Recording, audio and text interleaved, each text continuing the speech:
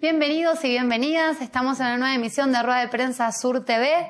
Esta vez estamos con el compañero Nilson Delgado. El compañero es militante revolucionario del colectivo popular Fabricio Ojeda, uno de los voceros aquí del Estado Táchira a nivel de la plataforma Unidos, una plataforma que está reuniendo a colectivos, a movimientos, a sindicatos y organizaciones de base a nivel nacional. Bienvenido, Nilson, bienvenido a Rueda de Prensa Sur. Gracias, muy amable. Gracias por esa presentación. Procuren ser amigos de ellas para que lo presenten así.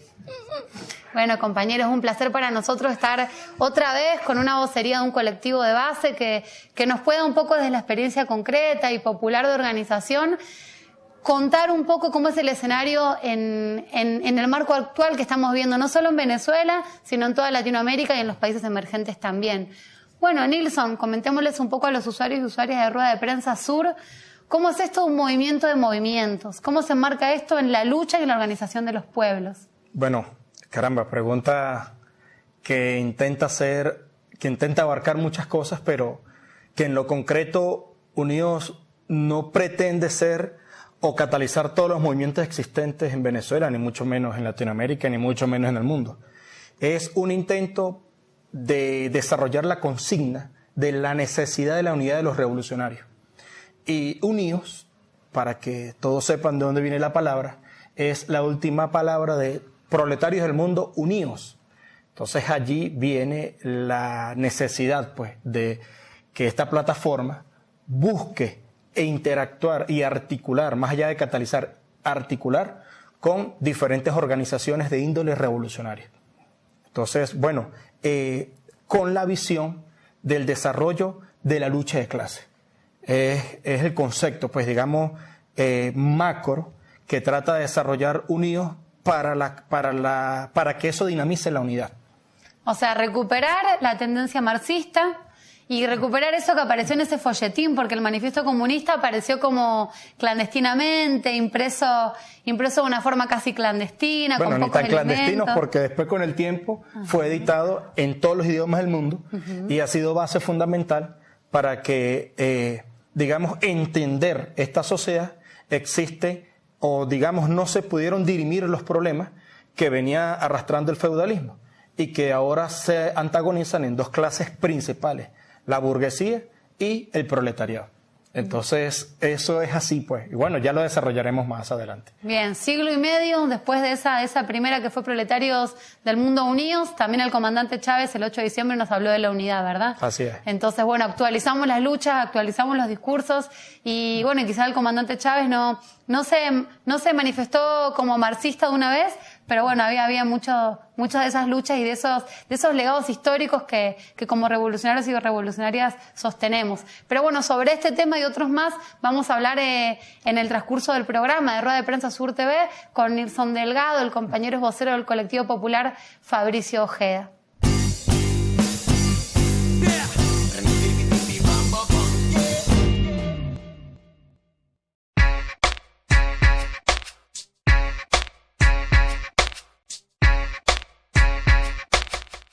Seguimos con más Rueda de Prensa Sur TV. Estamos con el compañero Nilson Delgado.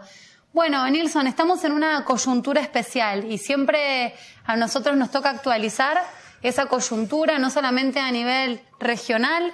Bueno, aquí lo hemos hecho muchas veces, tratando el tema de la frontera colombo-venezolana. También lo tenemos que hacer a nivel nacional y, bueno, internacional y global, porque esas son las luchas, ¿no? No hay lucha que no se pueda dar si no tiene que ver a través de la lucha internacional. ¿Cómo están viendo los compañeros y las compañeras de Unidos, todos estos colectivos y organizaciones de base que se están reuniendo y organizándose, la coyuntura internacional actual? Bueno, realmente la coyuntura internacional actual la podemos sintetizar de la siguiente forma. Lo que está ocurriendo en el mundo ya ocurrió y es simple y llanamente un nuevo reparto mundial de las potencias del mundo por la extracción de los recursos minerales y energéticos mundiales. Eso es lo que está sucediendo en el mundo. Ahora, ¿cómo que sucedió ya eso? Bueno, recordemos la Primera y la Segunda Guerra Mundial. También fue un elemento en donde las potencias del mundo se estaban disputando el reparto de los recursos energéticos distribuidos en los 5 continentes. De allí, bueno, surgieron varios elementos. y disculpen que estemos hablando de la coyuntura, pero que me vaya hacia la historia, porque lo que está sucediendo hoy es lo cíclico de la crisis del capital o del capitalismo, en su defecto, más no la historia es cíclica, ella tiene sus paralelismos históricos. Ahora, ¿por qué ha estado ocurriendo lo que está sucediendo hoy en día de manera cíclica? Porque el capitalismo no ha podido resolver las contradicciones de clase, ni ha podido resolver el problema de hambre mundial, ni ha podido resolver el problema de los catástrofes climáticos a partir de los intentos dentro del Estado burgués, en donde se han firmado cualquier cantidad de protocolos, la Agenda 21, el Protocolo de Kioto, etcétera, donde las potencias mundiales no las han querido firmar, simplemente para mantener ese ritmo avasallante de extracción y de consumo de materia prima para satisfacer necesidades concretas en sus sociedades. Por ejemplo, podemos decir que hoy en día la gran misión de las potencias del mundo es cómo apoderarse de la bauxita, cómo apoderarse del coltán, que son, digamos, las herramientas concretas o son los minerales concretos de cómo se conserva la energía. A partir de que la energía se transforma y se conserva, no se crea. Ahora, eso es una ley fundamental de la dialéctica. Ahora, ¿cómo obtener eso a menor costo? ¿Cómo obtener eso a menor prejuicio para obtener mayor cantidad de ganancias? Precisamente reeditando lo que en un momento ya había desaparecido, que es los programas de ajustes estructurales del Fondo Monetario Internacional. Veamos Grecia, lo que está sucediendo con Grecia. Por ejemplo, cómo las políticas de los Fondos Monetarios Internacional y a través de las políticas de ajustes estructurales en América Latina en los años 70, en los años 60-70, cómo Brasil, México y Argentina pidieron a sus acreedores, al Fondo Monetario Internacional, grandes cantidades de dinero, que eso llegó a un punto en que no podían pagar, hubo un punto de inflexión en que no podían pagar esa deuda, a tal nivel que en el año 75 la deuda interna, la deuda externa de América Latina trascendía los 75 mil millones de dólares. Ya en el año 82 trascendía a 315 mil millones de dólares. Es decir, el 50% del Producto Interno Bruto de la región de América Latina estaba destinado solamente a pagar la deuda externa.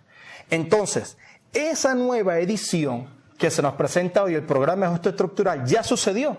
Y no lo estoy diciendo yo, lo dicen los elementos históricos y científicos que pudieron comprobar que la deuda es impagable. Ahora, pero no solamente hoy está sucediendo eso, está sucediendo otro fenómeno.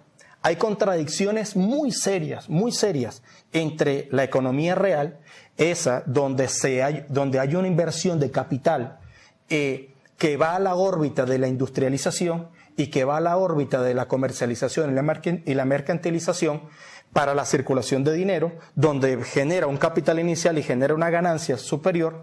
Hay una serie de contradicciones entre esa economía real y la economía financiera especulativa mundial.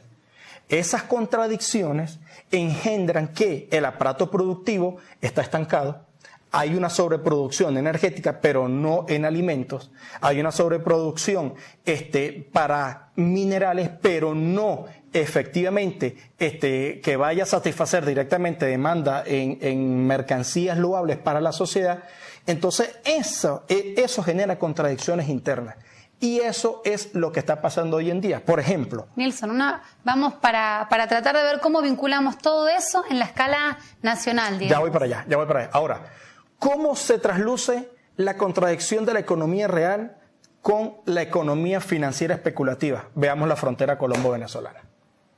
El síndrome de la dolarización es un síndrome que viene a partir de los tratados de Bretton Woods, a partir del 40-45, y que se ha venido desarrollando y ha venido evolucionando a partir de un capital financiero que se inyecta en un país específico, que son capitales golondrinas, en donde a partir de crear una burbuja inflacionaria, los países alrededores se ven afectados por las fronteras inmediatas.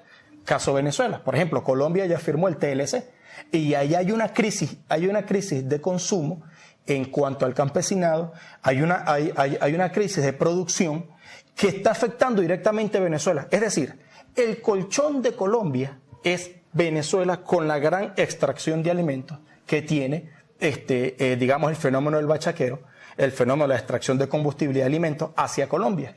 ¿Por qué? Porque esa sociedad no es posible mantenerla con los niveles del Tratado de Libre Comercio como están ahora. Ahora, Venezuela está subsidiando cualquier cantidad de alimentos y eso en tiempo de revolución, solo que ese subsidio también ha sido el factor central del por qué hay contradicción con el aparato productivo. Pero ahí donde entra la contradicción del aparato productivo con el aparato financiero especulativo mundial. Ahí se entroncan esas dos contradicciones. Entonces, ese síndrome de la dolarización a escala mundial se ve, por ejemplo, en Venezuela con que un bolívar vale, en la frontera, de acuerdo a las casas de cambio, vale 5 pesos. Pero oficialmente en el Banco de Bogotá, un bolívar vale 263 pesos. ¿Cómo se explica eso? Bueno, por las casas de cambio que están siendo infladas económicamente por el síndrome de la dolarización y genera un boicot económico hacia la frontera. Entonces, de esa manera entendamos la contradicción principal a escala mundial entre el capital especulativo financiero y la economía real del aparato productivo. Entonces, por ejemplo, en Venezuela, ¿por qué el aparato productivo está inactivo? Porque precisamente son los monopolios históricos en Venezuela que se han encargado de comercializar y mercantilizar la economía, históricamente los que no quieren que haya aparato productivo. ¿Por qué? Porque les inhibe a ellos la posibilidad de apoderarse la renta petrolera, pero al mismo tiempo les inhibe a ellos de sacar más dinero simple y llanamente con comprar mercancía en el exterior y ponerla aquí en Venezuela. Ahí está la contradicción central. Entonces, eso es una parte de la coyuntura actual. Fíjate cómo nos venimos históricamente de un proceso que pareciera que ya dejó de existir, pero que renace ahora. Ahora, ¿por qué renace? Por la necesidad inmediata que tiene el capital mundial, como es una crisis cíclica, de poder subsistir, y ese es el metabolismo del capital. ¿Cómo surte efecto ese metabolismo? Bueno, buscando fronteras débiles o buscando países para extracción y expoliación financiera, inyectando capital financiero para que ese capital financiero sea golondrina y poner en jaque a esas economías y poder de esa manera crear las condiciones de implementar los programas de ajustes estructurales. Bien, tenemos una reconfiguración del capitalismo. Como lo comenta Nilson, esto es cíclico, no es nuevo. Espero que me haya explicado bien. Sí, claro que lo hizo, compañero. Claro que lo hizo, compañero. Y en los tiempos mágicos que pide la televisión y el lenguaje audiovisual, que eso es mucho también. Pero bueno, tenemos esta coyuntura. Pero hay un tema que nos interesa fundamentalmente a los revolucionarios y revolucionarias que tiene que ver con cómo nos organizamos frente a esta coyuntura. Entonces, sobre ese tema, sobre la forma de organización de estos pueblos rebeldes, siempre rebeldes, la vamos a hablar en el próximo bloque de Rueda de Prensa Sur con el compañero Nilson Delgado, que es vocero del colectivo popular Fabricio Ojeda.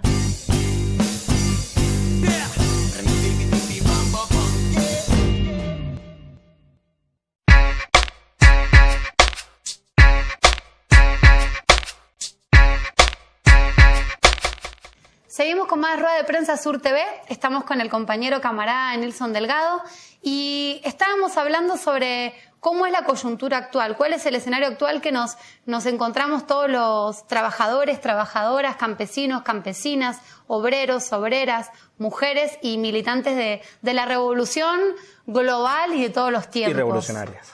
Y revolucionarias, sí señor. Bueno, Nilson, cuéntenos un poco qué es esto de la plataforma Unidos. Nosotros hablamos al comienzo que tenía que ver con la lucha y la organización de los iguales. Y tiene que ver también con la unificación de la lucha de clases. Bueno, hablemos un poco de dónde surge esta iniciativa de una plataforma, un movimiento de movimientos que es Unidos. Bien, yo creo que vamos a contextualizar por qué la lucha de clases. Miremos lo de Grecia. Y aquí hay que hacer un interín. Fijémonos que Grecia dijo no, un rotundo no a las políticas neoliberales de la Troika. Ahora, dentro de la democracia burguesa, dentro de las leyes burguesas internacionales, la Troika logró presionar a Alexis Tsipras para que ese no se convirtiera en un sí. Ahora, observemos que en la medida y en la posibilidad de que los pueblos tengan su accionar bajo este sistema democrático burgués, que es decir, fue una elección, cualquiera diría, no, hay elección, pero es democracia burguesa porque no hubo capacidad de incidencia, a pesar del contundente no, 62% por encima del sí. ¿Cómo se burló la troika?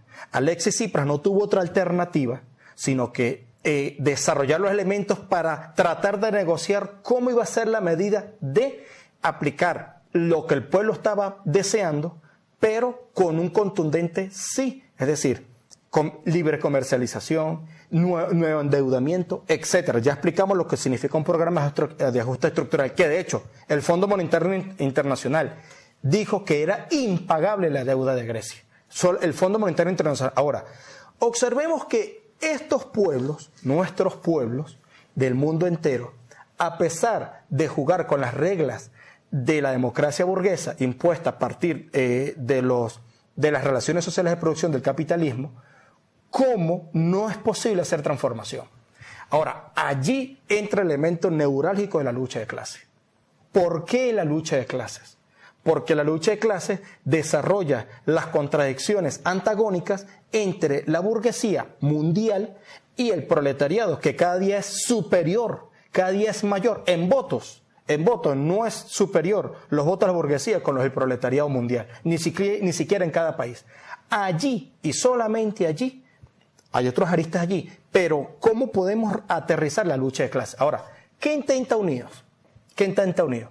Unidos lo que intenta es desarrollar los elementos con las organizaciones existentes en Venezuela y por qué no en América Latina, como por ejemplo ahora tenemos un encuentro de trabajadores de la economía a escala internacional, cómo articular con esas organizaciones para el desarrollo de la lucha de clases entre los iguales.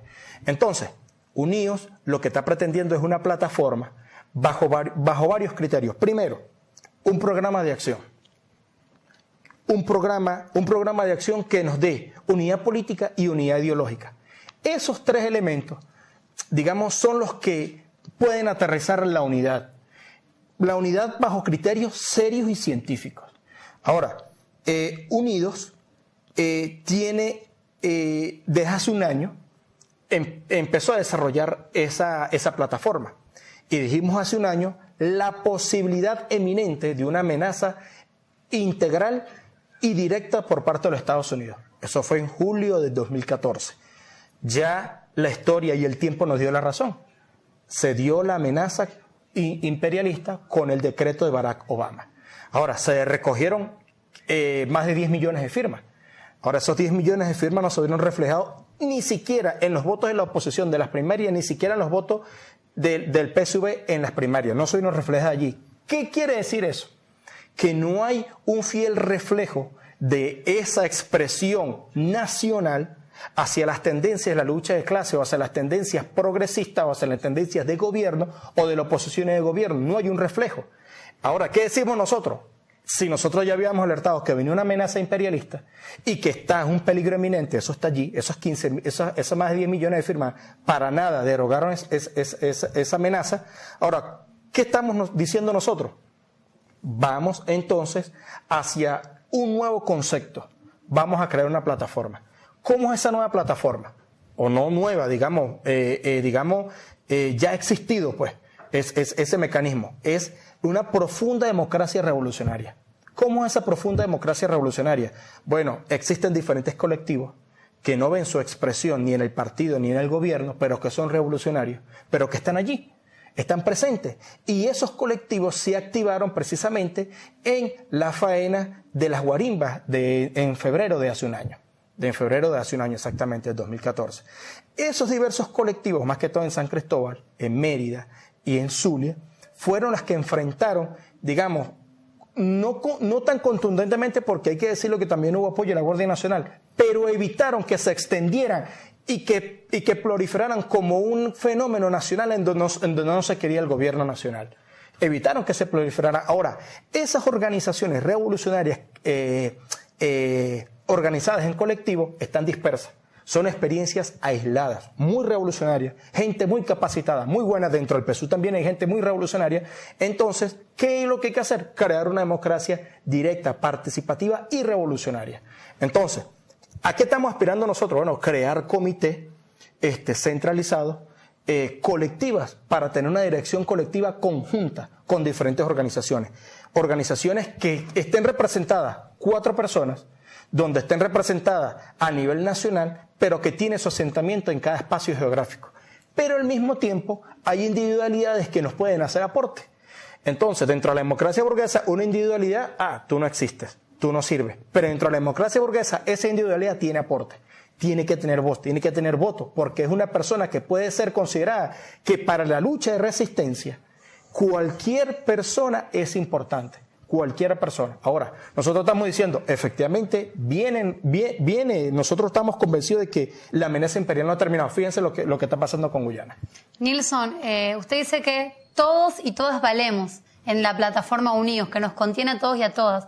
Bueno, para hablar un poco también de la unificación de clase, ¿cuál es el rol de las mujeres? ¿Cuál es el rol de los comuneros y las comuneras, de los militantes de la sexo-género-diversidad, de los cultores y las cultoras en la plataforma Unidos? Digamos, ¿cómo es esta posibilidad de participación en estos comités centralizados? Que bueno, estamos hablando que participarían 4 voceros o voceras territorializados, respetando esa trayectoria de trabajo social, militante, político en sus territorios. No, ya va. Cuando dijimos que eran una célula de 4 personas, a una organización de 5.000 personas pueden participar. Eso quiere decir que el colectivo, el comité central o la dirección política colectiva puede estar integrada por tantas organizaciones existan o individuales existan que quieran participar en esta plataforma unida. Siempre y cuando nosotros ya hay un reflejo de un programa que se discutió. Y siempre ese programa va a estar en construcción, así como la construcción de Unidos. Ahora, ¿cómo participan las mujeres? En condición de igualdad como puede participar cualquier revolucionario. 2 condiciones sine qua non. Primero, hermano, transparencia. Y segundo, ser revolucionario. Ya, sencillo.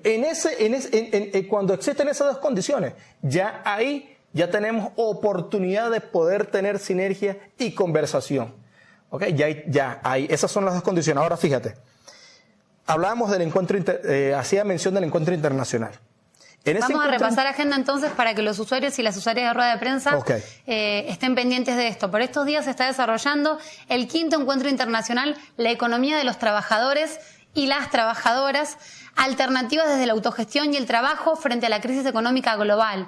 Esto es en el estado Falcón, del 22 al 26 de julio. Es un encuentro que está nucleando a revolucionarios y revolucionarias de los 5 continentes y que va a tratar varios de estos temas que nosotros reflexionamos hoy con el compañero Nilson aquí, y que intenta también generar nuevas plataformas de lucha y organización. La plataforma Unidos es uno de los colectivos que está impulsando este encuentro también. Bueno, Nilson, estamos ya para despedirnos. Bien. Entonces, ¿cuál sería el llamado a los usuarios y usuarias de Red de Prensa Sur a modo de despedida también para que se sigan organizando y sumando a la plataforma Unidos? Bueno, lo más importante aquí es que primero tengamos identidad de clase. Que identifiquemos quién es nuestro enemigo. Ahora, nuestro enemigo pudiera ser algunos gobiernos, pero nuestro enemigo es el capital financiero mundial y aquella que nos está expoliando desde la explotación concreta en el área de trabajo y aquella que nos expolia a partir de que nos quita, por ejemplo, con la gran inflación que tenemos hoy en día. Ese es nuestro enemigo, el sistema. Ahora, no es una cuestión antisistema, es una cuestión en que tenemos que organizarnos bajo 3 enfoques. Entendida, unidad de clase, unidad política y unidad ideológica. Ahora, nosotros tenemos que entender que este encuentro internacional lo que está buscando es precisamente eso, cómo a partir de experiencias concretas de trabajadores a nivel mundial, en Argentina, en Brasil, en Bolivia, en Nicaragua, en Cuba, cómo los trabajadores son capaces de desarrollar políticas efectivas de producción y de autogestión, sin necesidad de patrono. Entonces, vamos a organizarnos, vamos a tener un encuentro en común desde la comunidad, desde el barrio, desde el colectivo, desde cualquier espacio donde nosotros estemos trabajando, pero con la intención de que identifiquemos quién es nuestro enemigo de clase. Y allí vamos a encontrar unidad. Bien, estuvimos hablando con Nilson Delgado, militante del colectivo popular Fabricio Ojeda, y los invitamos entonces a unirnos. Como dijo el comandante Chávez, unidad, unidad y unidad. Y también les hacemos otra invitación, tiene que ver a conseguir todos los programas de Rueda de Prensa Sur TV en el canal de YouTube de Stentor TV y a multiplicar y difundir. Estos son insumos siempre para el debate, para la formación colectiva, para la reflexión y la acción. Y bueno, muchas gracias Nilson por su participación. Gracias a ti por este espacio. Cultores revelados de la undermeseta. Soy un pobre y no me importa ser rico, mis días van entre el rap y el ejercicio. Reconocí el camino y lo elijo. Soy un culto revelado, de ahí me fijo. Soy un pobre y no me importa ser rico, mis días van entre el rap y el ejercicio. Reconocí el camino y lo elijo. Soy un culto revelado, de ahí me fijo. Yo hago rap en una banda de fusión que asumió un papel en la guerra de información, de cuarta generación, como la quieran llamar. Somos la revolución en producción de canción. Los sábados siempre activo en caspas, golpe el timón porque si no te aplaudo.